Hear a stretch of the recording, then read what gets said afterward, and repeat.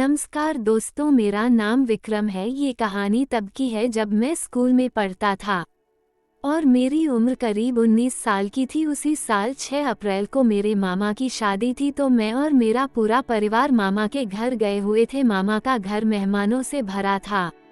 उसी में मेरी वह भाभी भी आई थी जो मेरी मम्मी के किसी दूर के भतीजे की पत्नी थी। वह दिखने में काफी खूबसूरत थी। उनका रंग बहुत गोरा था और उनकी उम्र ज्यादा नहीं थी। ऐसा लग रहा था कि 24 या 26 साल की होगी। उनका नाम आरती था। वह मेरी माँ से बात कर रही थी और मैं अपनी माँ के पास ही खड़ा था। मैं उन्हें देखकर हल्का हल्का मुस्कुरा रहा था। फिर बात करते करते उनका ध्यान मेरे ऊपर गया और मुझे मुस्कुराते देख वह भी मुस्कुरा दी। फिर उन्होंने मम्मी से पूछा कि यह कौन है, तो मम्मी ने मेरे बारे में भाभी को बताया। फिर भाभी को जब पता चला कि मैं उनका देवर हूँ तो वह माँ के सामने ही मुझसे मजाक करने लगी। माँ पास खड़ी थी तो मैं कुछ नहीं कह सका, बस हल्का शर्माकर सिर झुका लिया। तभी मम्मी को उनकी नंद ने आवाज लगाया और अपने पास बुलाया। मम्मी बोली कि तुम दोनों बातें करो, मैं अभी आती हूँ।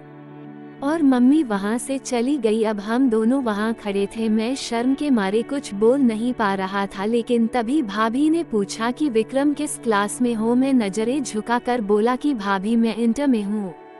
इस साल मेरा इंटर का एग्जाम होने वाला है। अब भाभी मुस्कुराते हुए बोली, अच्छा तो अब हमारे देवर बड़े हो गए हैं। मैं हिचकिचा कर बस हल्का सा मुस्कुराया। वो मेरी तरफ देखती रही जैसे कुछ कहना चाह रही हो, लेकिन फिर उन्होंने माहौल को हल्का करने के लिए खुद ही बात शुरू कर दी। और बताओ पढ़ाई कैसी चल रही है। मैंने कहा ठीक ही चल रही है भाभी, बस थोड़ा टेंशन रहता है, पेपर नजदीक है इसलिए। भाभी ने आंखें थोड़ा चौड़ी करके मजाकिया लहजे में कहा, अरे तुम तो इतने स्मार्ट दिखते हो, तुम्हें क्या टेंशन है। मैं फिर थोड़ा शर्मा गया, लेकिन भाभी के अंदाज में एक अपनापन था जिसमें झिझक धीरे धीरे कम हो रही थी। फिर उन्होंने मेरी बाह को हल्के से थपथपाते हुए कहा, वैसे देवर जी कोई गर्लफ्रेंड है या नहीं। मैं तो थोड़ा घबरा ही गया, आंखें बड़ी कर दी और कहा, नहीं भाभी ऐसी कोई बात नहीं है।